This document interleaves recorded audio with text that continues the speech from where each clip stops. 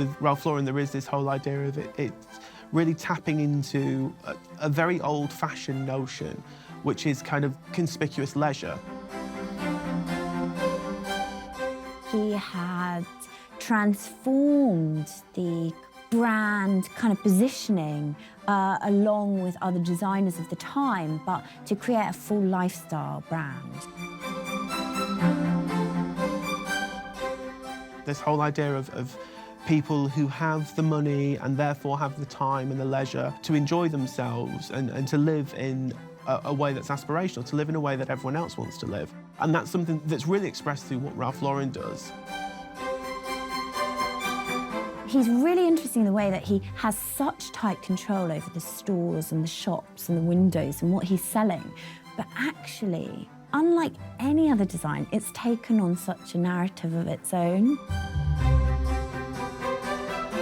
This notion of lifestyle that's so important today, this notion of lifestyle that so many different fashion companies are hankering after, is something that really started with Ralph Lauren.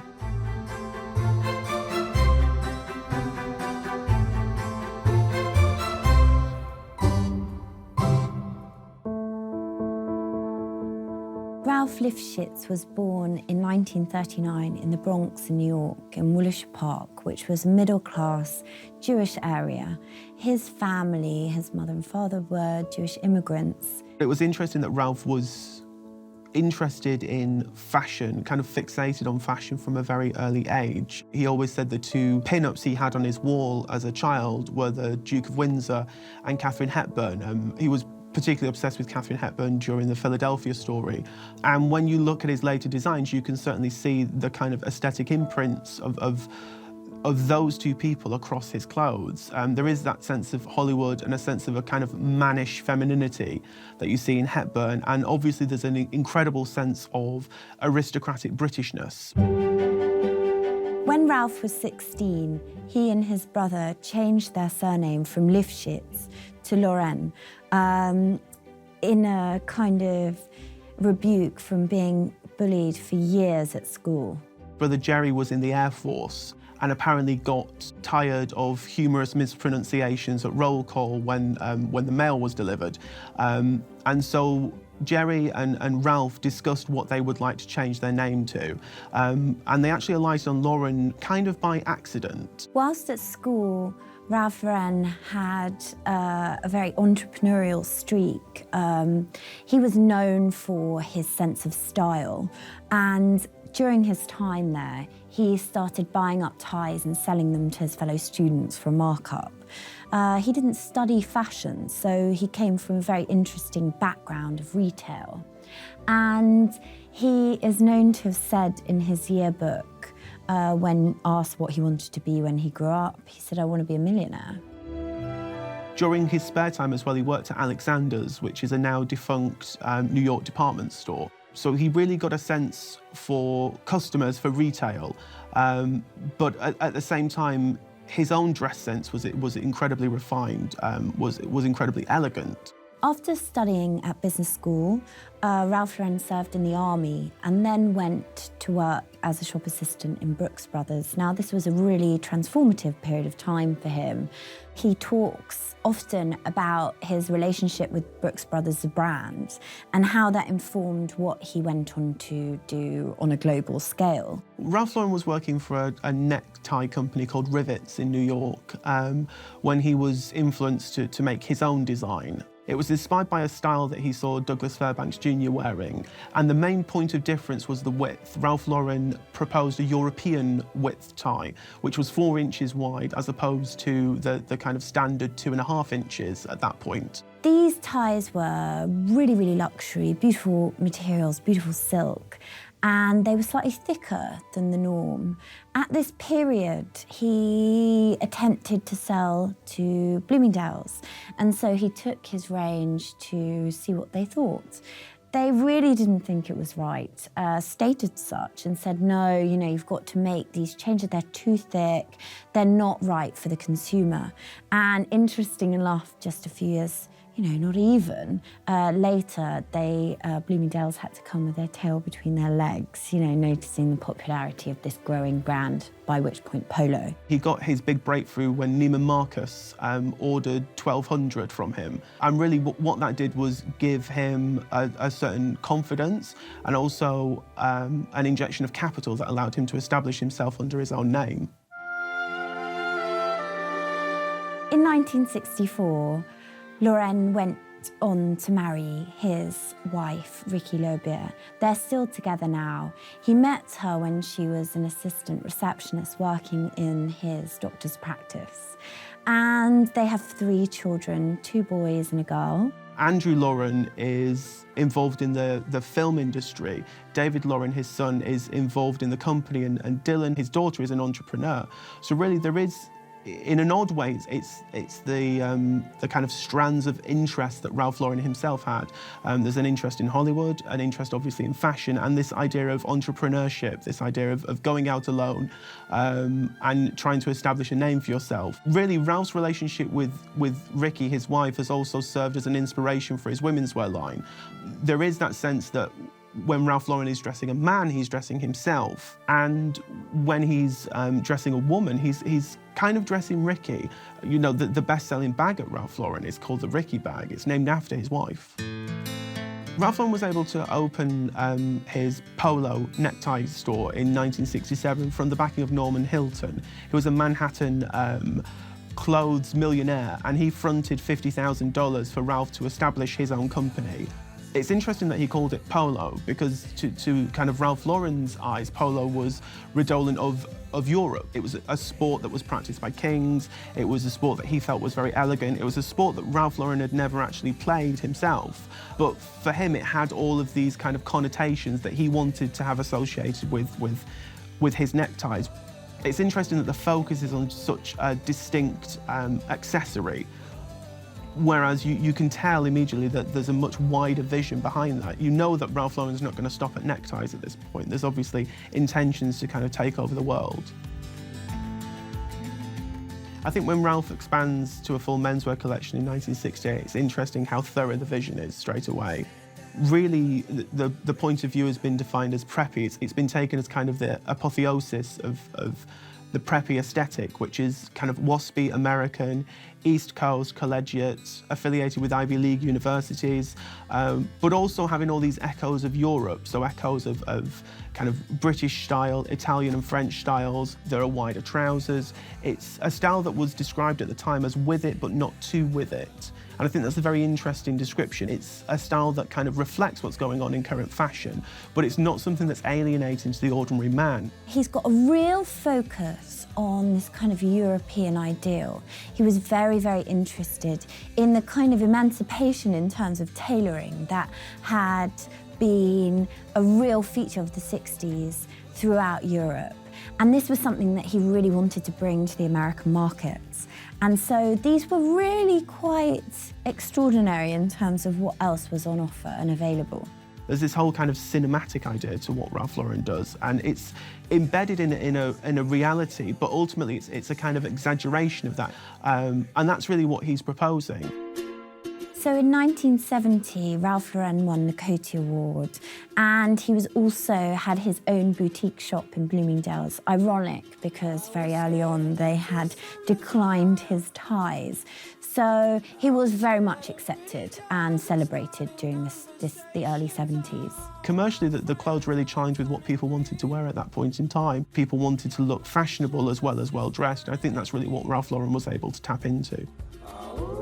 By the early 70s, Ralph Lauren had begun to design collections of women's wear.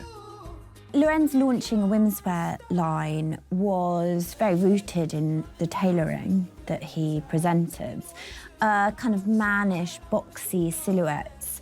But the very interesting thing is this is where the Polo horsey first makes its appearance on the cuffs of the shirts. This obviously went on to be the trademark that's still in existence now. It was a real innovative use of a logo. It helped to establish his name, and obviously it helped to give kind of something different to these clothes, something to differentiate them from men and for women, but also to differentiate them from anything else on the market. it is that idea of Ralph Lauren kind of asserting himself as a fashion designer. I mean, when you think about the Polo shirt that Ralph Lauren launched, it's quite emblematic of what Ralph Lauren does in that it's not a wholly unique design. You know, Polo shirts have been in existence for years. The most famous example being René Lacoste's Polo shirts, which he patented in the 1920s and which have been in production ever since. But really what Ralph Lauren did was take it, tweak the design, offer it in a variety of colours. He offered it in over 20 different colours, and really make it kind of a mainstay of the wardrobe. It was this that he felt really represented a certain Britishness, but also a kind of sporting lifestyle, but represented the elites. And this is something that you can see within his designs, that he's really sort of looking towards this, well, we should say, European aesthetic to inspire his designs and his jackets, his shirts, but then also his sportswear, which has been really greatly important since very, very early on. As with so much else that Ralph Lauren does, it's incredibly easy to wear. It's easy sportswear that has a connection to a designer, a connection to high fashion, but it's something that's not intimidating for his customers to wear. And I think that's really why it chimed with so many people. That's really why it was so phenomenally successful so early on in his career. Hi. Hi. Hi. By the late 70s, Ralph Lauren had established himself in the fashion world. But his designs would fetch greater exposure when he dressed Hollywood stars such as Diane Keaton in the film Annie Hall. You play very well. Oh, yeah? So do you. Oh, God, what a dumb thing to say, right? I mean, you say it, you play well, and then right away, I have to say you play well. Oh, God, Annie. Well, oh, well. I mean, I think the interesting thing when you talk about Ralph Lauren and films is when you talk about Annie Hall in 1977, he didn't actually design the whole wardrobe of it. But when you look at that film, what Diane Keaton wears in it is so unmistakably Ralph Lauren. All the way through, it's alluding to Ralph Lauren's style. I love what you're wearing. Oh, you do? Yeah? Oh, well, it's, this tie is a present from Grammy Hall. Annie Hall is almost of cult status in terms of the garments he designed. They were so sort of manly yet feminine, you know, this androgyny but charming nature to her personality, so in tune with what Woody Allen envisaged. Conversely, when you look at The Great Gatsby is totally, it's not only that the clothes are in the key of Ralph Lauren, but the whole ideology of the film is tied in with Ralph Lauren's notions of kind of old money, the American class system, a certain kind of aristocratic outlook. How do you do, old sport? I'm Gatsby. Nick Carraway. It's a pleasure. The whole film almost seems like it could be an advert for Ralph Lauren. You know, it's all about these ideas that he's trying to conjure up with his clothes. And I think those two films are the ones that have become indelibly associated with him. Even before he started to do homewares, before he started to do multiple lines, there's a real idea of a Ralph Lauren lifestyle. It is Ralph Lauren selling a dream in kind of a cinematic way. He's selling an idea more than clothes. He's selling kind of a life built around those clothes, a dream built around those clothes. And that's probably why his clothes are so potent and why they were so successful. In 1981, he opened a shop on New Bond Street in London. I think that's a very interesting fact that's often overlooked, that he would be the first American designer to do this. When Ralph Lauren opened his first international store, he decided to open on New Bond Street, and the store's still there today. I find that very interesting, obviously, because there are so many reflections of British clothing in what Ralph Lauren was doing at that point. But then obviously when he exported those out to the world, the rest of the world was seeing it as something that was very American. So it's very interesting that Ralph Lauren's able to borrow from different cultures, make it identifiably his own and quintessentially American, and then re-export that out to turn a profit. The Ralph Lauren brand is also synonymous with sportswear, specifically tennis and golf. I think it's very clever of Ralph Lauren to offer things like tennis clothes and golf clothes, because really there's lots of allusions to those in his line in any case. And the fact the whole line was called Polo was after sportswear, was after a sporting pursuit of the kind of the upper classes. By the 1980s, those sports were more mass market. Those sports were being pursued by all different kinds of people. but by Ralph Lauren tying his branding with them, he was able to kind of offer aspirational clothes again. When you look at Ralph Lauren outfitting the umpires and the ball girls and ball boys of Wimbledon, he actually combined the Ralph Lauren logo with the Wimbledon logo to create something unique for the uniforms he created for them. And obviously that's also been reflected in the uniforms he creates for the American teams at the Olympics. It looked like something that could be from one of his advertising campaigns in the mid-70s. And I really think there is that sense of classicism to what he does. Even when you look at the Wimbledon clothes, they're not based around kind of modern tennis gear. There's a certain nostalgia, there's a nostalgia for the past. And I think that's something that's incredibly important in what Ralph Lauren does. It's something that's incredibly appealing to what he does. It's all about the good life. It's all about bettering yourself through the clothes that you put on your back. And there might be high-performance sports gear that does the job better, but you're not going to look as good doing it. Throughout his career, Ralph Lauren has won numerous accolades, including 7 Coty American Fashion Critics Awards. It's quite natural for America to honour what Ralph Lauren has done, because really he's one of the keynote designers of New York and remains to be today. You know, you see him being inducted into the Coty Hall of Fame, receiving a CFDA award. It's really about acknowledging his creativity, because I think there is a lot of creativity in what Ralph Lauren does. When you look at it today, it's quite difficult to comprehend that no one had really done this before. No one had really kind of combined these different notions of kind of European upper class and Hollywood and designed a kind of new hybrid of those. It's almost like he's receiving these awards for being a director rather than a fashion designer, because it's not so much the garments that he created as the image that he created around them that I think has been so potent and so long-lasting. It's something that still sells today. The Ralph Lauren Corporation was founded when they went public, and there are a full rostrum of brands that sit under this umbrella. Black Label, Purple Label, which are both much more luxury, and then ranging right down to Chaps, which is a franchise of Ralph Lauren. I think when you look at the Ralph Lauren Corporation, the fact it splinters off into all these different lines, it's really about kind of satisfying lots of different sections of the marketplace. You know, Ralph Lauren Purple line, for instance, is the incredibly expensive collection. But at the same time, the strength of that vision has to be backed up with something more mass market, something that can appeal to a broader audience. I think it's really that whole idea that if you're selling a dream, you've got to be able to sell it to lots of different price points. You've got to be able to hit lots of different consumers. And Ralph Lauren understood that from the get-go. You know, he understood it very early on that there was a mass appeal to what he was doing. It wasn't just about kind of European couture elite. It was about ready-to-wear, and it was about ready-to-wear for the masses.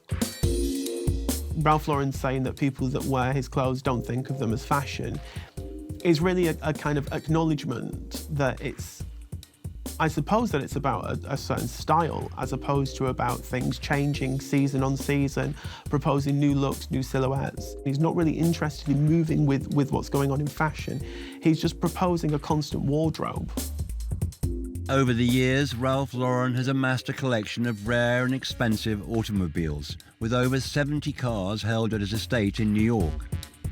Again, kind of ties into this idea of the good life. It ties into this idea of a sort of American aristocracy. You know, in Europe, aristocrats and the wealthy would collect art, but in America, it makes sense for them to collect cars. There's something incredibly American about it, I think. Ralph Lauren's estimated net worth is $8 billion. He's placed 155th on Forbes' rich list. I think now it's interesting because it's almost like Ralph Lauren is his own best advertisement. People want to aspire to the lifestyle of Ralph Lauren. After he's been emulating film stars, Ralph Lauren kind of is a film star now. He has the same sort of life that he used to hanker after. And when he himself was featuring in his advertising campaigns in the mid-70s, it's almost like he wasn't as unobtainable as a model or as a movie star, and it was making it kind of aspirational but achievable. This whole idea that if you buy into his clothes, you could buy yourself a better life. I think that's a very important message in everything that he does. I think there's such an aspirational nature to the clothing and the designs. even from, if we go right back, looking at Ralph Lauren's childhood growing up in a middle-class area to immigrant parents, there has been a real rags to riches within reason tale there. And I think that's something that he's quite conscious of when creating his world, which people do really want to buy into. An interesting point made about when you look from the outside into the Ralph Lauren shots, one of the very last things you notice almost is the clothes in the scenes in the window. It's more about how they all fit together so beautifully.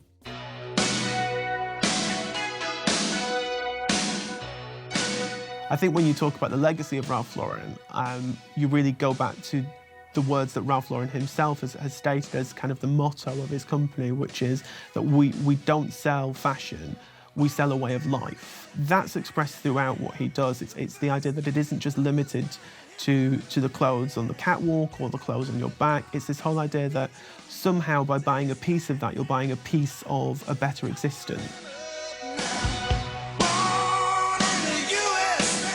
Ralph Lauren's legacy, I think he's very much tangled up in that history in terms of American design, going from tailoring and suiting to being a multifaceted international global brand power. Also, Ralph Lauren kind of pulling upon these American motifs such as Americana, Western, creating New Mexico in terms of the collection. I think that those things really will become synonymous with what he did, looking at around him and creating something that does really refer to American culture. There is a sense that what Ralph Lauren's offering is so potent and is so all-encompassing that when someone sees it, they want every aspect of that life for themselves. You know, there are people whose entire wardrobes, whose entire homes are kitted out by Ralph Lauren. And it's the entirety of that vision is something that people don't find alienating. They don't find it artificial. A lot of people believe in Ralph Lauren's dream and they want it for themselves. And that's the kind of power of what he does, and that's why it's so potent for so many people. People just want to live that life. People want to look at a Ralph Lauren advertising campaign and want to be part of it. They want to live as part of that kind of perfect life.